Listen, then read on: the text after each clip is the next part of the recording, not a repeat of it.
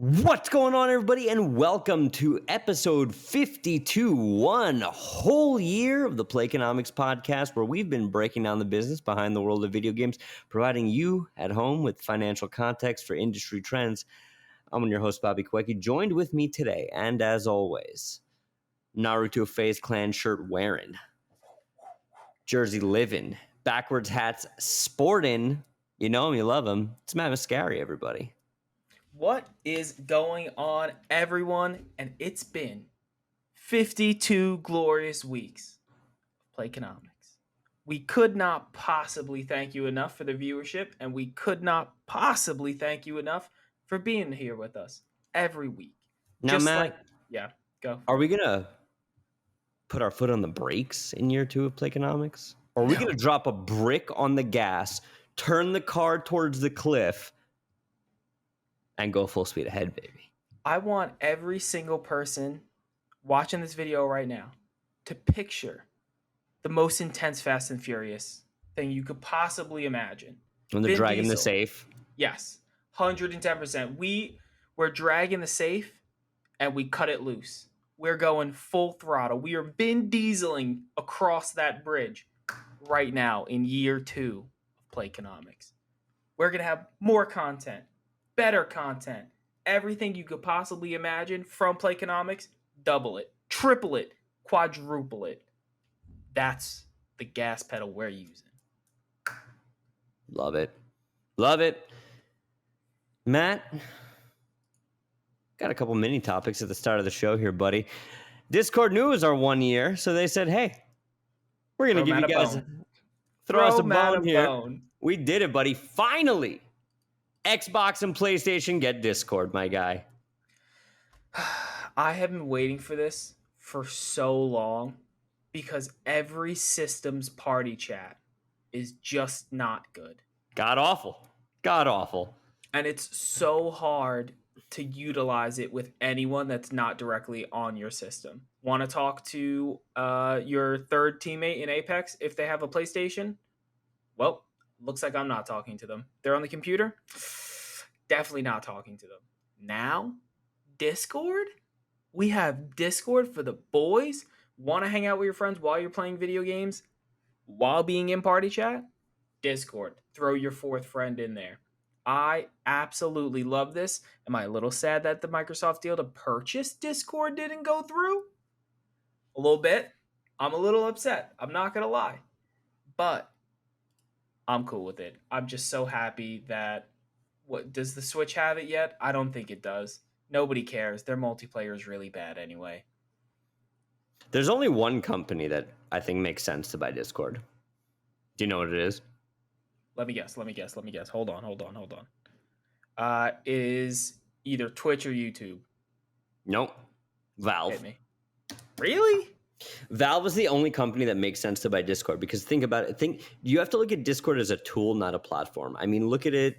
Who bought Slack? Was it Salesforce or Oracle? Who bought one of the two big Salesforce? Yeah, one of the two big CRMs, right? Because they saw it as a tool, not a platform, and that integrates well. Discord is to the gaming CRM marketplace of Steam as Slack is to Salesforce. Oh, no, I completely agree. And to be honest, I was still looking at it as a tool for either for Twitch or YouTube, just as like a community building area to add on to those. But yeah, I think personally, I don't think they would do a deal with Valve. I think they would have done a deal with Xbox, PlayStation, or Nintendo. But I don't think Valve, not that they don't have the money to do it, it just seems too, like, a Discord purchase for Valve seems above and beyond their means. I don't know if it's a means-based thing. I think if Discord was going to get bought, they would have gotten bought already, right? Like, they would have taken the Xbox money. I mean, figure PlayStation put, what was it, like 100 million. I don't want to sound like I'm putting that number out of my ass. So let me, because when they had their Series H, yeah, 100 million. So Sony has done in parts financially speaking by taking part in Discord's recent 100 million H round. Now, doesn't say how much Sony contributed to the H round, but Sony's putting money into Discord. Microsoft isn't. So the fact that Microsoft is getting this first is a little odd.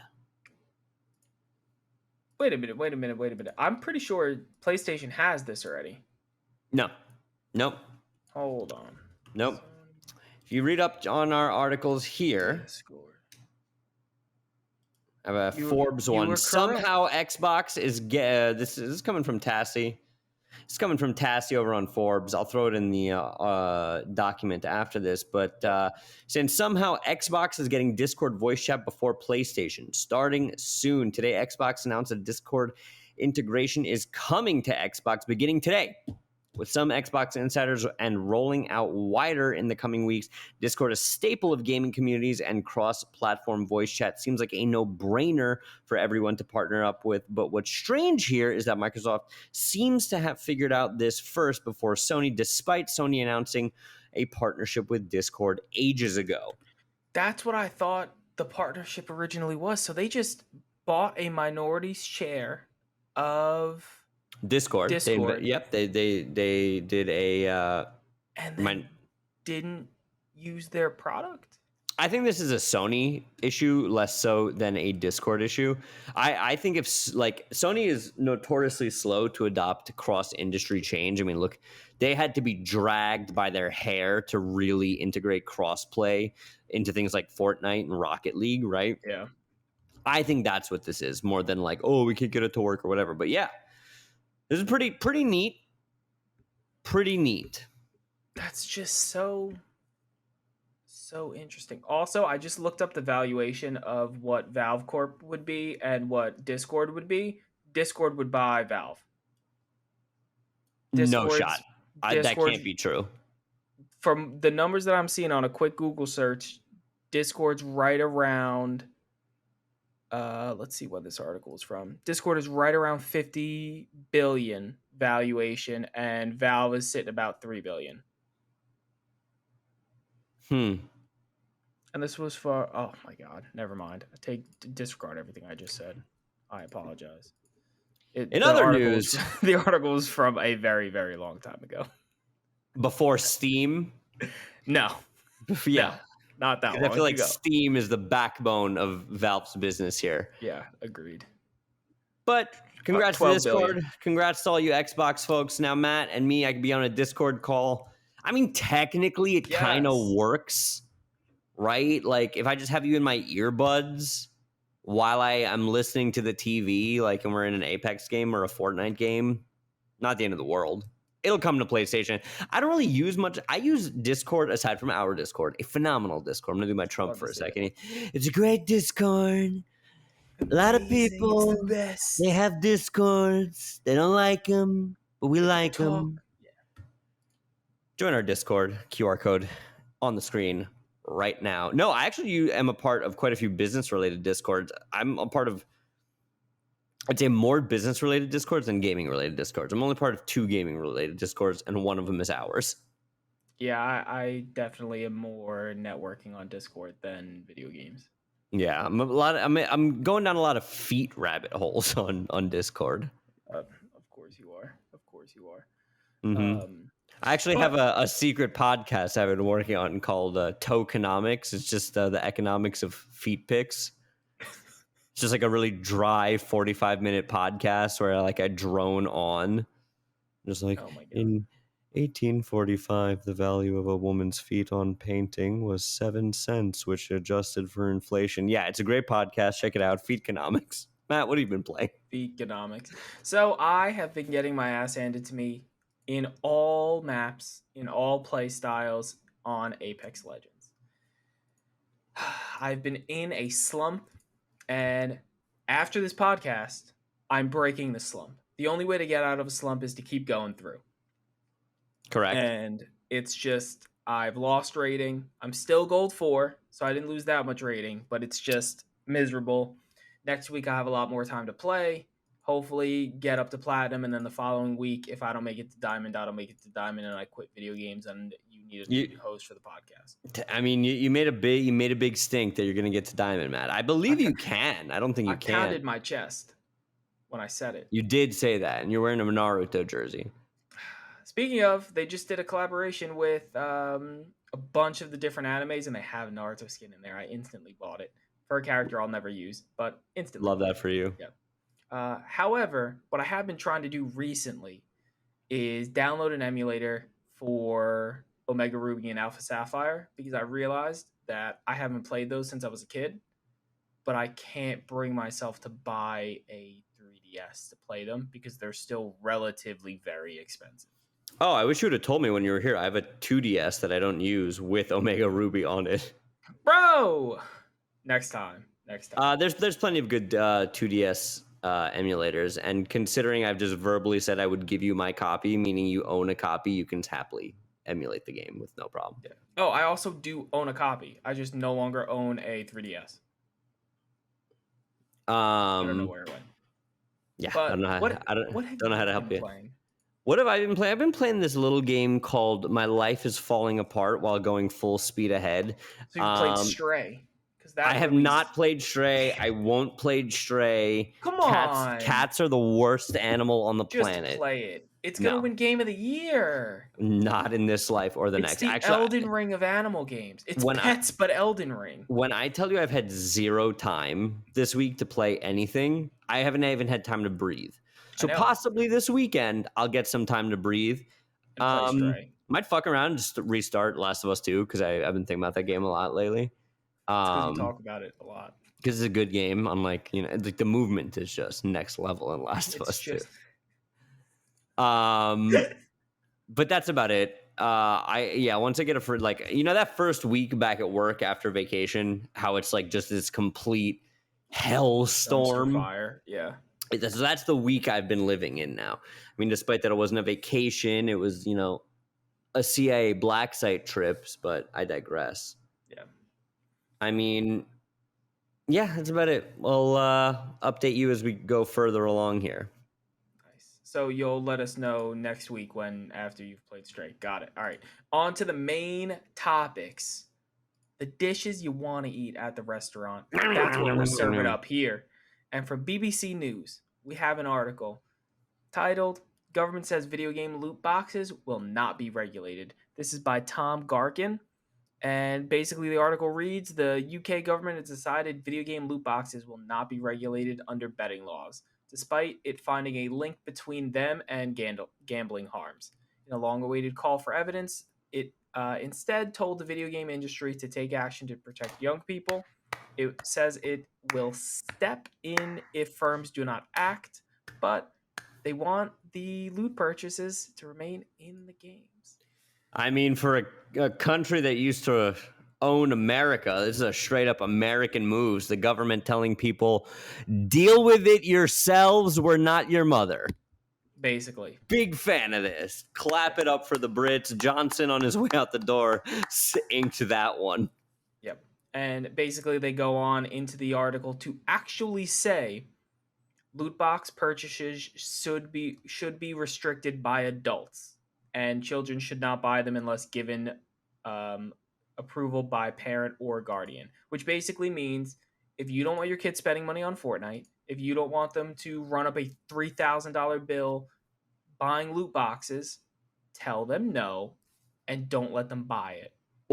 And stick with me here. Okay, I'm gonna say something real high level 4D chess touch thing. Grass. Tell better, them to go touch grass. Better, even better. You're a parent. You have a kid. Is that kid born with a credit card? Usually not. Usually not. Miles, Uncle Bobby here. You weren't born with a credit card. Zero credit card. No, his credit score was 0. Garbage. Miles has the FICO score of an iguana. It's just not a good FICO score. Him and Geico Gecko, same FICO score. Now, if Miles was to procure some V-Bucks, What is the only way that he would do that? I would have By to give him my credit card, which yes. means I am the problem, not the loot boxes, not the kid. Look in the mirror, people, and stop giving your kid. Do you know? We're not that old. We're not even. Neither of us is even 30.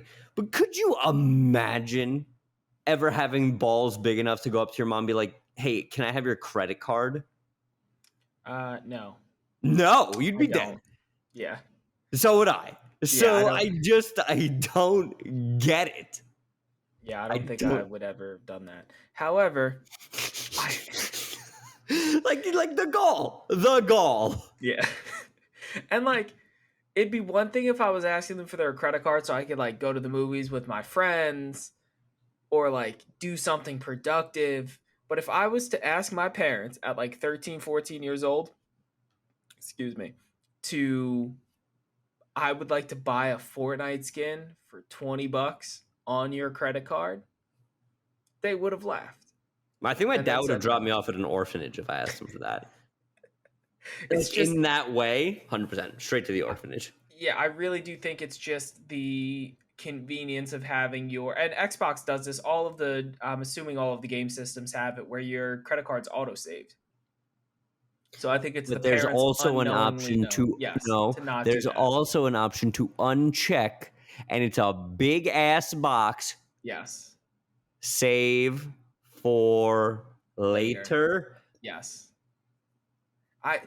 Accidents can happen, but accidents can happen once. If your kid is running up a bill on Fortnite or with loot boxes more than one time, that's a you problem. In the words of early 2000s President George W. Bush, fool me once, shame on you. Fool me twice. Can't get fooled again. Can't get fooled again. But moral of the story is I like what the UK did with this. Obviously, they see that these loot boxes are incredibly lucrative, and we're paying sales tax on them. The government sees it. You think they didn't see a nice little bump when loot boxes got invented? They know. It's the reason they'll never outlaw cigarettes or booze again, people, because you know what saved America during the oppression? Cigarettes and booze.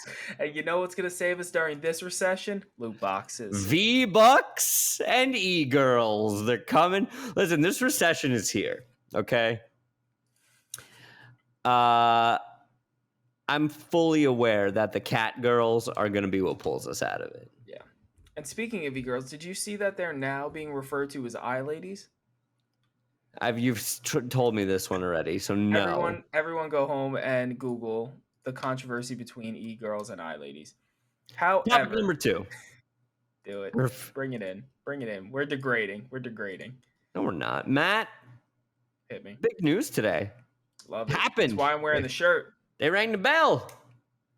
FaZe Clan went public. It's official. Ding, ding, ding, ding, ding, ding, ding. I want to get. I can put like some music in here in Zencaster, so I'm gonna get like a stock market bell noise for us. Yeah, I'm gonna hook a bunch of things up to the Steam Deck. Start using that, making random noises. Now you mean Stream Deck, not Steam Deck. You do not have a Valve Steam Deck. No, you're correct. I meant Stream Deck. I really hate how similar they are. Coming to us from Esports, Preston Byers over there. FaZe Clan down. FaZe Clan's NASDAQ value drops nearly 30% the day it goes public. I'm pretty sure Facebook's did the same thing when it IPO'd, so let's not get hysterical. Yep. Nearly 9 months after announcing plans to go public, FaZe Clan officially began trading on the NASDAQ today following completion of a $725 million special purpose acquisition company, SPAC. That's a new buzzword on the street, SPAC. With its deal with B. Riley Principal 150 Merger Corp, a blank check company with which it merged, FaZe opened at $13.02 per share and began trading under the FaZe ticker. Very cool. There's certain handles that I respect. Like, who did Ninja have to kill to get Ninja on Twitter and Instagram? Exactly. Do you understand? What are the chances? And it's like all of those handles like that is eventually somebody is like, here's $100,000, give me your handle. Right. And that's just how it goes.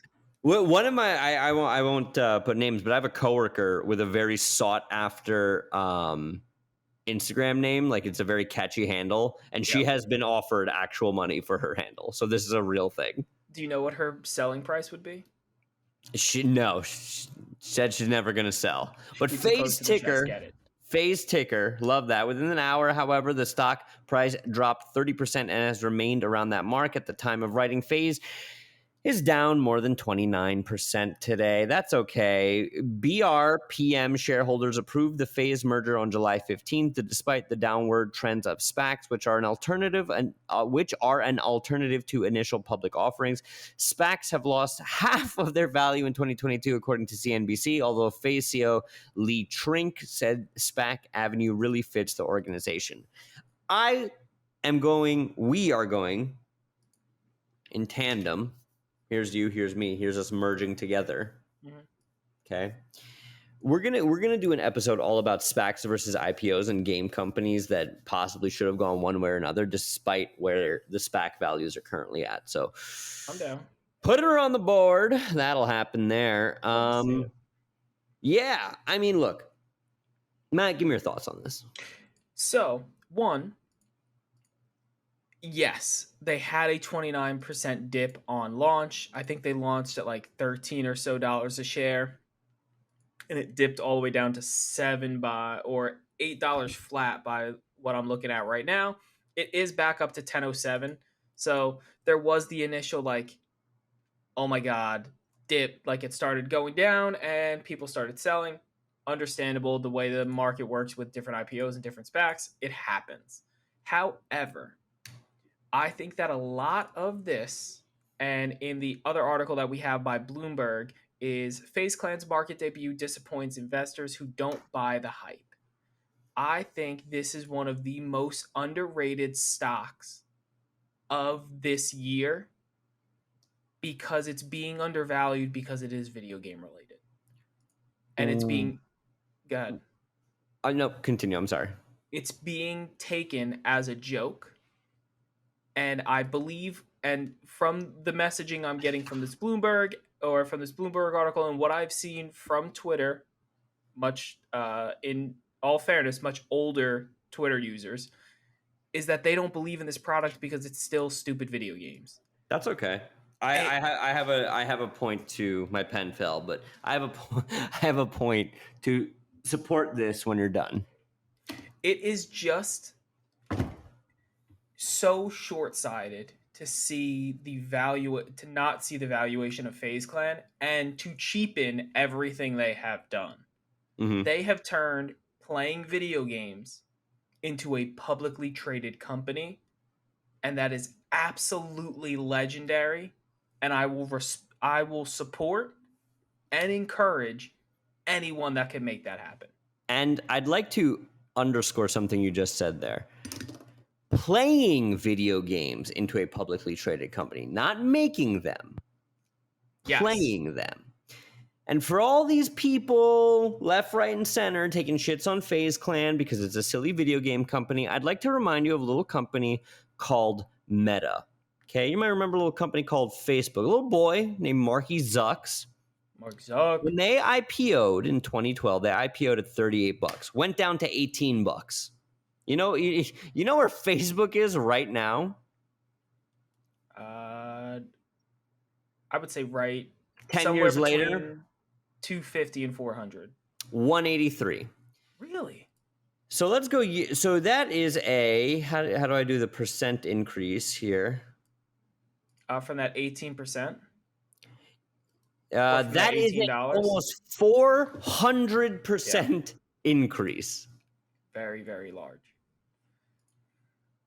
Because Facebook. Now people believe in it. And now, what is Facebook's brand now? Literally everyone above the age of like 12 has used Facebook or is currently using it. And I just think FaZe Clan is the first of many. I would love to see, and I don't think this one specifically is going to happen, but I would not be surprised if in a year, 2 years after something comes out from Midnight Society and they drop a project or two, that all of a sudden becomes a publicly traded company. I think personally for Doc, he's going to keep it private. Yeah, I was gonna say Doc likes driving too much, I feel like. But I think we're going to start seeing other people take the Dr. Disrespect route, the FaZe Clan route of building something more than being a content creator.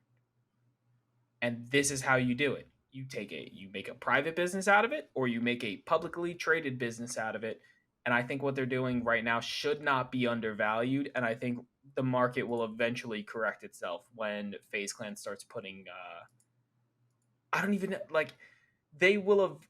I'm not concerned about FaZe Clan's performance in the next 5 years. Let's just put it that way. Oh no, not at all. I think when you stretch the graph out, despite some hiccups along the way, it's only going up. You know what's not going up, Matt?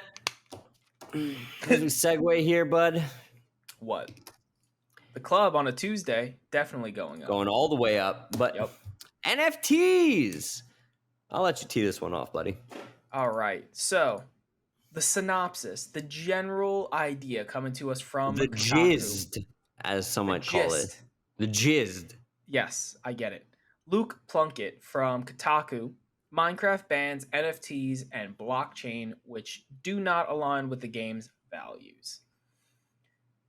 This is upsetting for me personally, just because if there was any game that was going to be able to do NFTs to the highest extent, to the utmost caliber, it would have been Minecraft. And that is where, since we started talking about NFTs on the show, we were hoping video game NFTs would eventually go, not GameStop. Yeah, how did that happen? The fact, when we were talking about what company should invest in NFTs for video game branding, GameStop was not on that list. Minecraft 100% was. I said it. Yes, you did. Multiple times. Loudly, too. Yeah. But the article reads, while the whole NFT thing appears to be on a merciful decline, there are still companies out there like Square Enix trying to justify partnering with the technology that exists solely as an enormous scam. Mojang is clearly not one of them.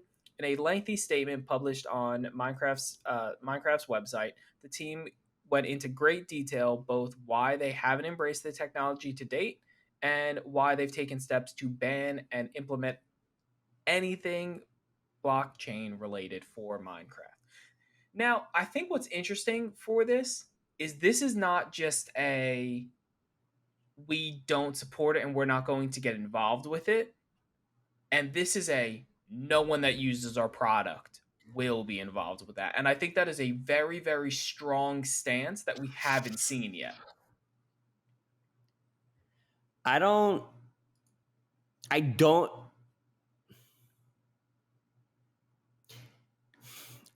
get it. The only reason I would think that Minecraft is blocking NFTs is because they're coming up with their own. That's it. But they would be in. Why else? I see what you're saying. So you're saying they don't want other people putting NFTs into their game. They will have. I get that if it was just banning it, but they are outwardly saying, and in this article they go on to say that I had just read, enormous scam was what was used. And everyone knows my opinions of NFTs. I do think that for the large majority of them, they are scams at this point. I do think they have future application, and I think currently there are a couple outliers which are legitimate contenders for useful societal interchanging of money and goods. For the most part, I do believe they are scams. And I'm just concerned with the strong stance. While I may not be the biggest fan of NFTs, I don't know that I'm a big fan of never say never. And Minecraft is saying never. And I think it's too strong of a stance. I get where they're coming from, but I would have liked to see something a little more tactful from them on this endeavor.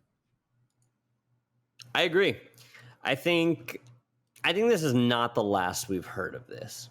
I think there's a lot more brewing in the soup here because it's Minecraft. Mm-hmm. I also think their strong policy on this comes from they know their clientele and they know their base players, and they're very young. They have a very young general demographic for Minecraft. Mm-hmm. And I can understand them not wanting NFTs to be in the space where Minecraft goes. Because Minecraft at its core is a sandbox, borderline very cheap game that you don't really need anything else but your imagination for, and NFTs can cloud that. I mean, how much does Minecraft even cost? $20. That's it? Yeah. And it's the number one game ever? That's wild. Yep. Insane.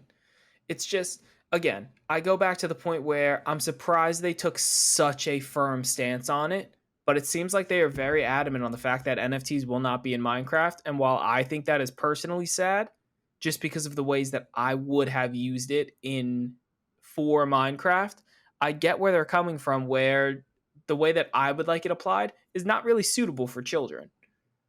That's fair. I mean, you don't need an economy for children. And the only reason you would need one is for predatory practices, for someone to scam them out of money. And I get where they're coming from on that endeavor.